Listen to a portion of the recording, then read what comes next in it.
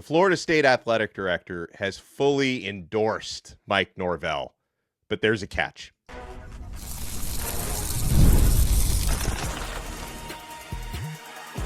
You are Locked On ACC, your daily podcast on the Atlantic Coast Conference. Part of the Locked On Podcast Network, your team every day.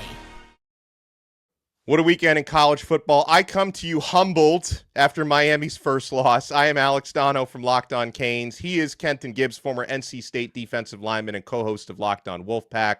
We are Locked On ACC, and thank you so much for making us your first listen. We're available free wherever you get your podcasts. We're free on YouTube. We're part of the Locked On Podcast Network, your team every day. Today's episode is brought to you by FanDuel. Right now, new customers can bet just $5, and if your bet wins, you'll get $300 in bonus bets to use across the app. Download the FanDuel app today. We'll talk about Georgia Tech quietly moving to the top of the ACC and moving into the top 10. The Yellow Jackets are now the highest ranked team in the conference, and it's well-deserved.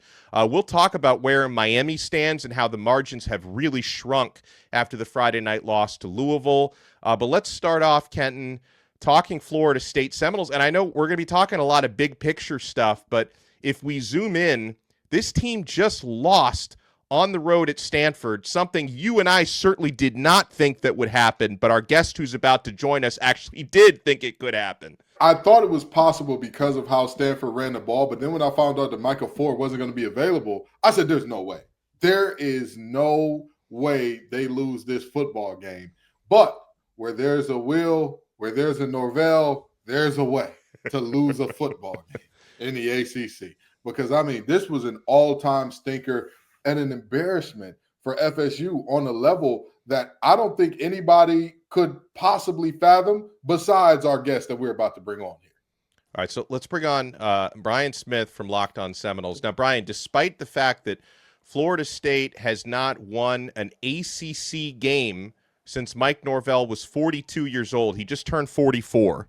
They have not won an ACC game since early last season against the Cal Golden Bears. I believe it's now 1-11 in Mike Norvell's last 12 ACC matchups. Despite that, Florida State Athletic Director Michael Alford put out a statement on Monday morning. And keep in mind, there are coaching jobs coming open all across college football, including Florida Gators' job just came open yesterday. Billy Napier was fired, but Florida State AD said today that the school is fully committed to Mike Norvell this season, which I think is the key quote there, and a comprehensive assessment of the program will conclude at the season's end. So, Brian, I don't read that as like a full endorsement to the point where we think Mike Norvell's doing an amazing job. I think that just means they don't want to or maybe can't afford to fire him right now, but that could happen later. That's how I read it too. Now, I won't discuss on this show what I said immediately when I read that because we would all be fired. But at the same time, this is not the end of it. And I know Florida State fans and even like the people that are in Tallahassee covering at the news stations and all the people like, yeah, we're hearing Monday could happen. I got a text yesterday from somebody that represents one of the players on the team. I'm guessing that Michael Alford, the AD, is like, we got to wait to the end of the year. I think it's money. I'd mentioned to you yesterday, Alex, when I spoke to you on the phone, it's over $60 million just for the two coordinators and Norvell. That doesn't count the rest of the staff. And it doesn't. And hiring a new staff. That's what I'm saying. So you're at $100+ million. There's no friendly here because every school is in the same boat.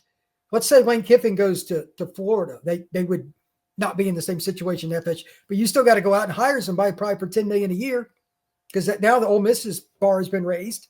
And it's the same way everywhere. I don't think Florida State's in a good spot. We just did stadium renovations. You got the ACC lawsuit money. You're trying to get out of the ACC. I'm just going to say it. Figure it out. There is no shortcut.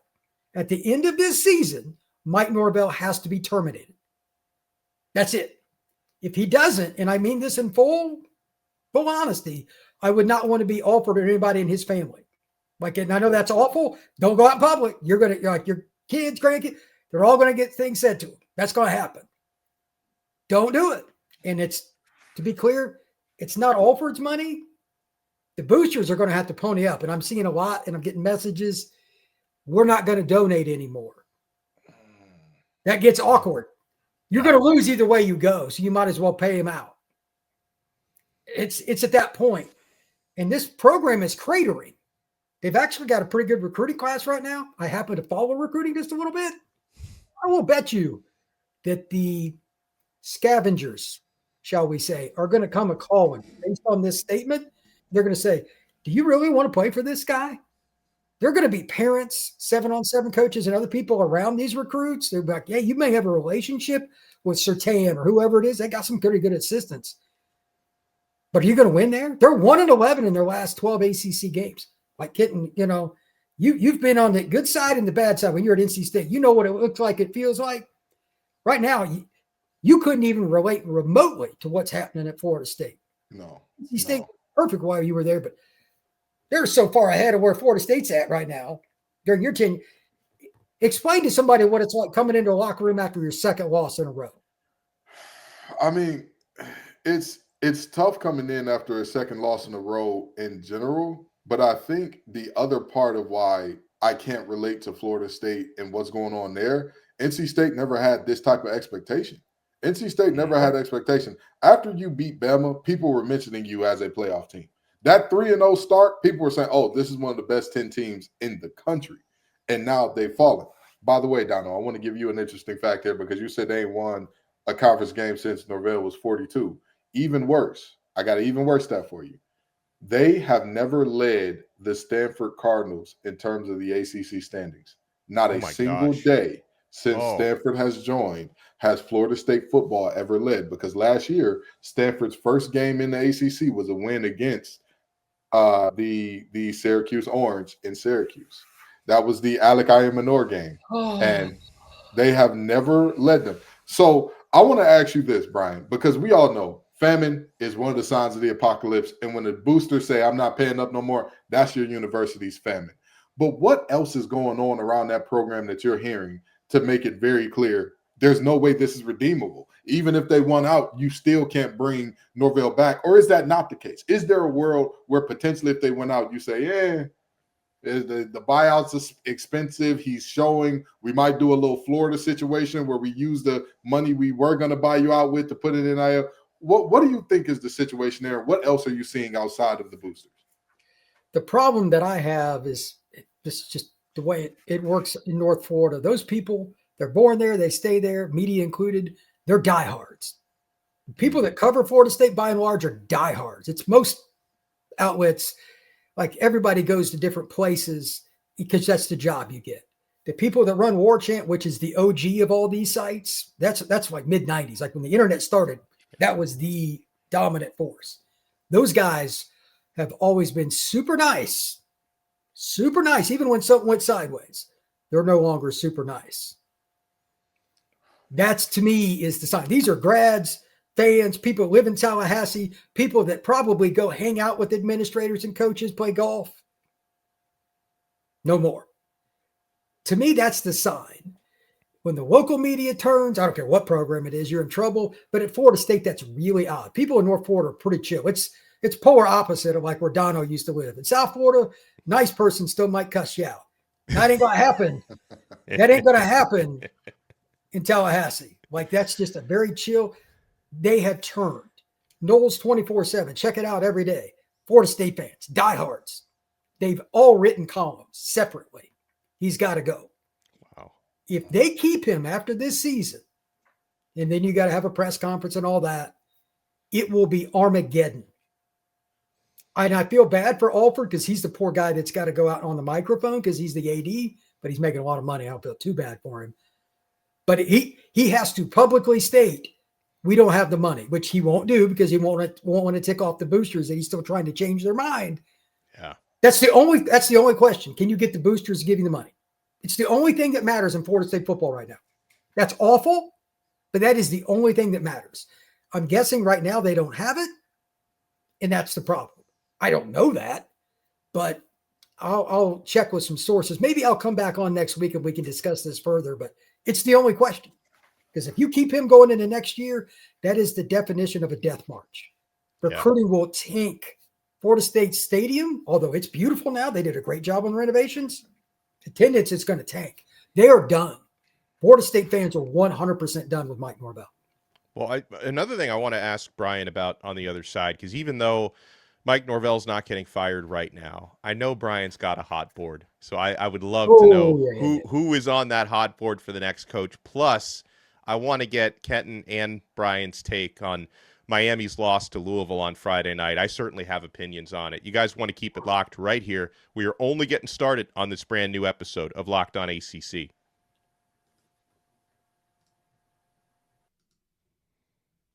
Oh, folks, we are only getting started with FanDuel. I love this time of year. College football in full swing. NFL season is full swing. FanDuel has an offer you do not want to miss. Right now, new customers can bet just $5 and get $100 in bonus bets if you win. That's right. Pick a bet, put down $5, and if it hits, you'll unlock $300 in bonus bets to use across the app. I love how FanDuel gives me so many ways to play. I've built parlays. I've tried player props. I've even followed the live lines during games. By the way, something I know we're going to talk about here in a second is I was surprised. You guys know I love Miami. I cover Miami. Miami is favored by 30.5 against Stanford this weekend. That is the biggest number I've seen in any ACC versus ACC game all year. So that's one we're definitely going to break down. And guys, whether you're a casual fan or you love diving into the stats, FanDuel makes the game day experience so much better. So what are you waiting for? Visit FanDuel.com to download the FanDuel app today and get started. We're proudly brought to you by Quo. One of the tools that helps make a huge difference for business owners is Quo, formerly Open Phone. It's the same great business phone system you've heard me talk about before, just with a new name. And here's why it matters. Every missed call is money left on the table. When every customer conversation counts, you need a phone system that keeps you connected 24/7. Quo is the #1 business phone system that streamlines customer communications. It works right through an app on your phone or computer, so no more carrying two phones or relying on a landline. I love how Quo, formerly known as Open Phone, lets your team share one number and collaborate on calls and texts like a shared inbox, so no customer gets left hanging. Their built-in AI agent is a game changer. It can answer after-hours calls, capture leads, and keep business moving even when you are off the clock. See why over 90,000 businesses trust Quo, formerly Open Phone. Get started free and get 20% off your first 6 months at quo.com/lockedoncollege. That's QUO.com/lockedoncollege. And if you've got existing numbers with another service, Quo will port them over at no extra charge. Quo, no missed calls, no missed customers. Thank you so much for making Locked On ACC your first listen. For your next listen, check out our other shows. I also host Locked On Canes, talking all things Miami. Kenton Gibbs and Grayson Boone host Locked On Wolfpack, keeping you covered on NC State. Brian Smith is a two-show man like Kenton and I are. He hosts The Portal, which talks all things recruiting, transfer portal, NIL. Fantastic show. And he also hosts Locked On Seminoles. All right, so Brian, I know you've thought about this. You're going to be doing a show on this later on Monday. You got your notes in front of you. If and when Mike Norvell gets fired, do you have a hot board on who might be the next coach of the Florida State Seminoles? Oh, you're muted. The big Mike Norvell lobby got to you. Touche. To be clear, this is my list. I'm not saying I got this from Florida State, but these all make sense in some capacity. Buster Faulkner, OC at Georgia Tech. He's been at Georgia. He's been all over the South. He's recruited in the South. He's elite. I think he will be the first or second coordinator off the board in all this stuff. I don't know if it's Florida State, but if they don't make a phone call to him, that's idiotic. Anybody that's coached under Kirby, you have my attention, especially because he's a quarterback coach. And Florida State's quarterback play of late, I think I'd rather have Kenton out there playing quarterback the way it was until before this season. Like, it was so bad. Fran Brown at Syracuse, he's recruited in Florida. I've met Fran. He's a guy that, again, coached under Kirby, was a DB coach there. That guy has charisma for days. He's a super nice guy. And he kills Florida State in the state of Florida recruiting for a school in northern New York. Could you imagine what he would do with the Seminole logo on his chest? Right. I'll say I don't want him in the state of Florida. I'll say that as a Miami guy. Because he likes recruiting Miami kids. Yeah. I guarantee you Mario will pay him money to stay up there. But I wouldn't blame him for it. Guy's an unbelievable recruiter. He's unbelievable. Yeah. Will Stein at Oregon, he's another OC that's definitely there. Then the two guys that I don't know if they're interested in leaving. Brett Lashley, he was OC at Miami at one point, OC at Auburn at another. He was a quarterback at Arkansas. He's been across the board. He's recruited in Texas, Florida, Georgia, Alabama. Those are the places that Florida State recruits, and he's obviously a very good coach. I don't think SMU's money, for people that don't know, is grotesque. Getting him away from there is probably not super realistic, but his phone's going to ring a lot. His offenses are very good, and they just won at Clemson. I know this is not a normal Clemson team, but they smacked him. He can coach. And then finally, kind of looking at this list and going through, I know everybody's going to try, and I'm not taking a shot at Donno. Anybody that's having a coaching search that doesn't call Brahm is an idiot. You have to call Brahm. And I've already heard that he's not interested in the Florida job, which tells you how much he's done. Wow. Because Florida's a top 5 job. Yeah. If that's the case, he's probably not leaving. But again, he's a quarterback guy. Florida State needs quarterback help. And if you get the right quarterback coach at FSU with the skill talent, just like Donno knows, it's not that hard. But those are the guys that I would call. And there's others too. And I'm going to do every day on Locked On Seminoles, I'm going to have a segment on a coach. And then I'm going to break it up and put it another, just do it its own show as well. Every single day, we're going to talk about it, because regardless of what Mr. Alford said, they better change coaches or there's going to be a revolt.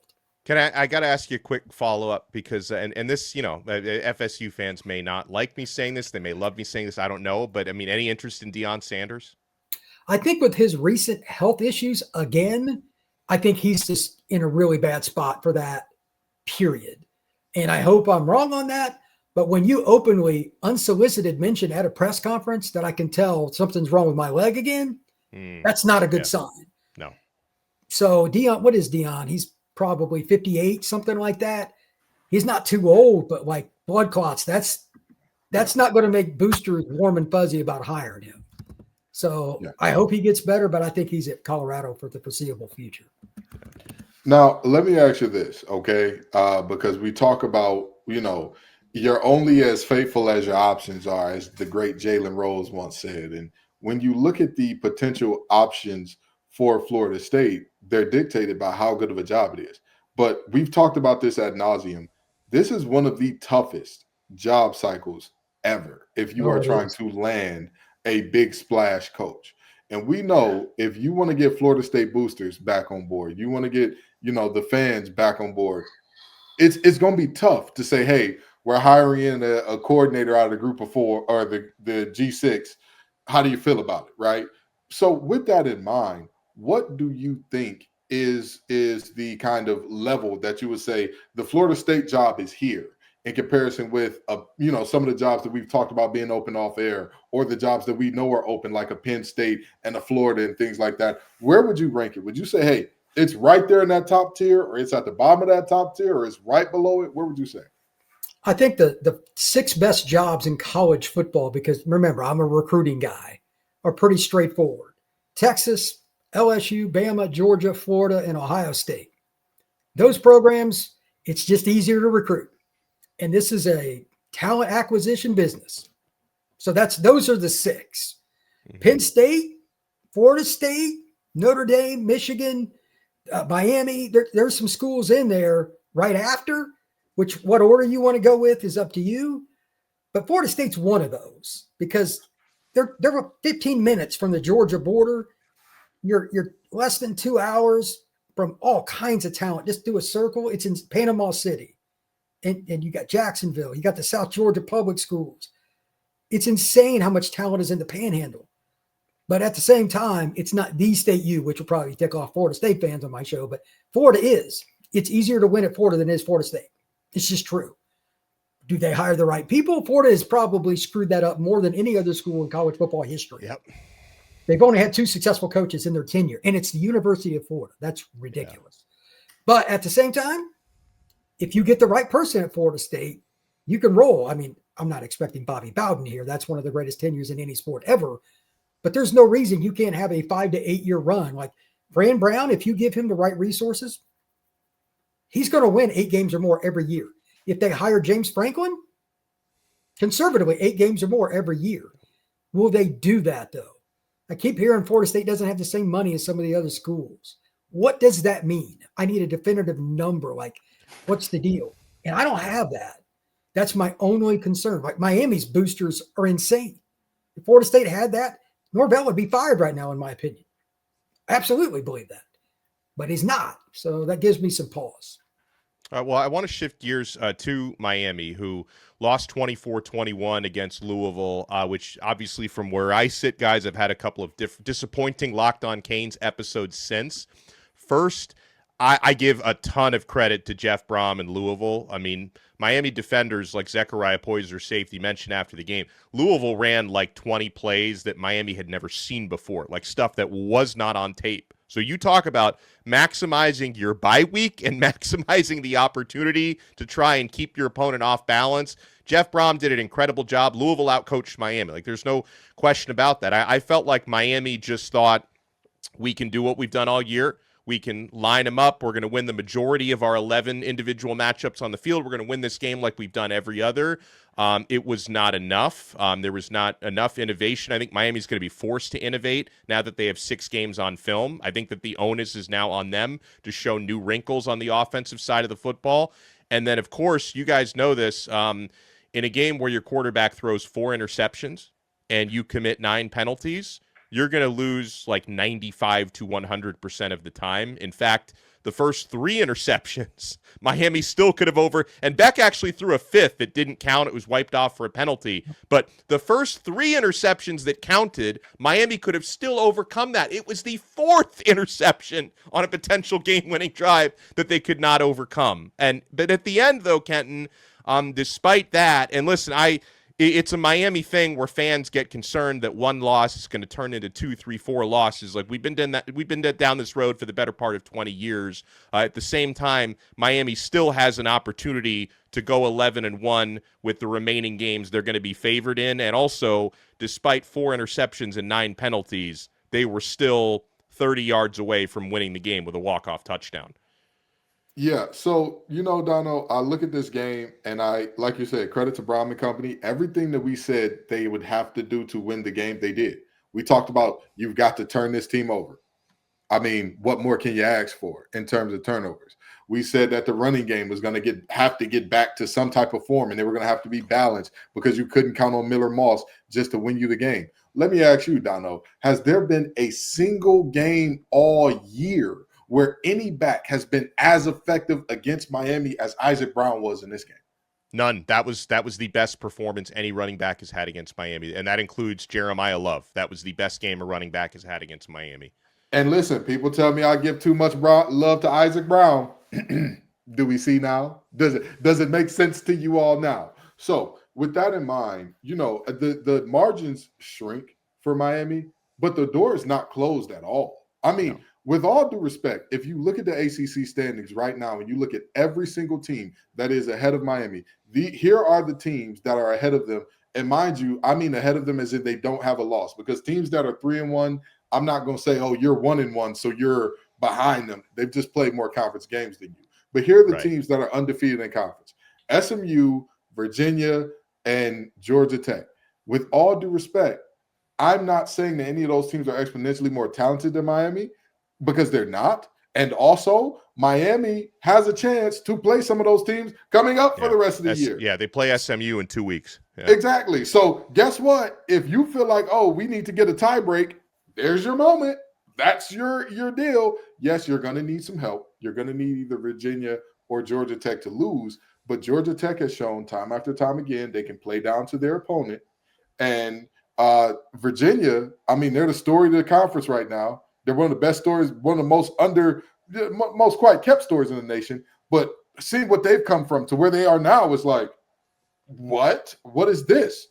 Their only one loss of the season being the Dave Doran and NC State. What a crazy time! But in a non-conference game, which I'm so tired. I need Virginia to lose again because I'm so tired of Miami fans saying, Donno, how come you keep saying Virginia's unbeaten in conference when they lost? I have to explain it every show that I do every single day.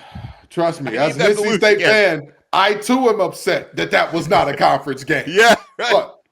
But you look at this and you say Miami's margins have shrunk, but Miami had a big margin to begin with. Like, Miami had a very wide margin on everybody else. So yes, the margins thin out a little bit, but the margins are not disappearing.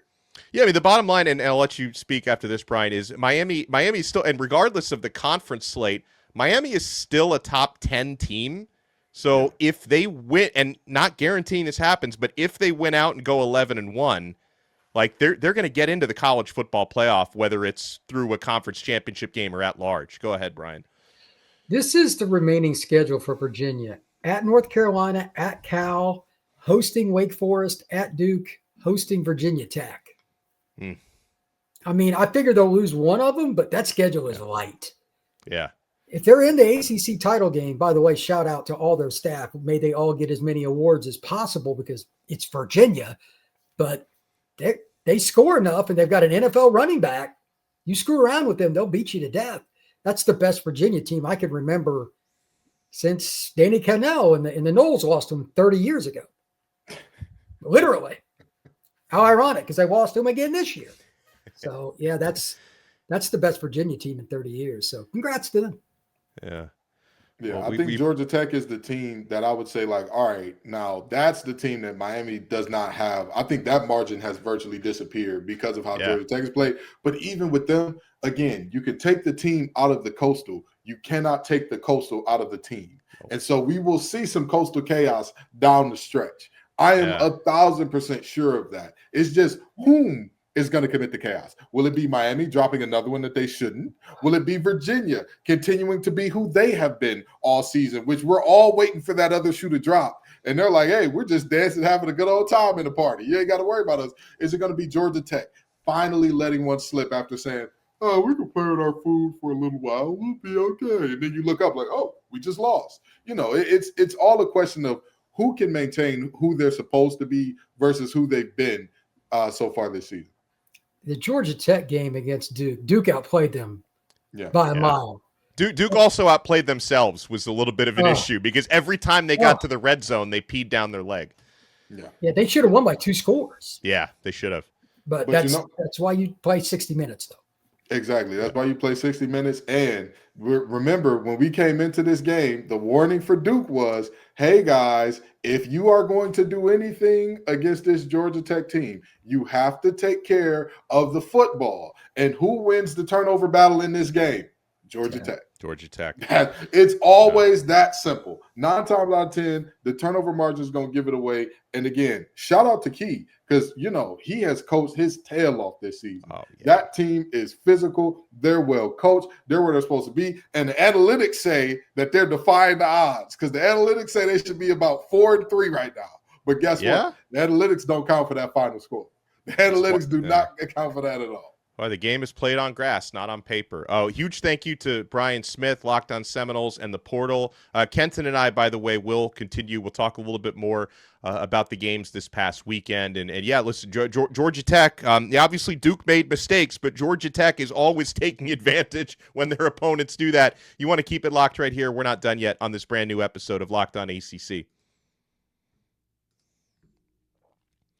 This episode is brought to you by Monarch. Let's be honest, most of us can't name all of our financial accounts, let alone what they're worth. Between 401ks, savings, and investments, it's easy to lose track, and that can mean leaving money on the table. That's why I started using Monarch, an all-in-one personal finance tool that brings your entire financial life together in one clean, easy-to-use interface on your laptop or your phone.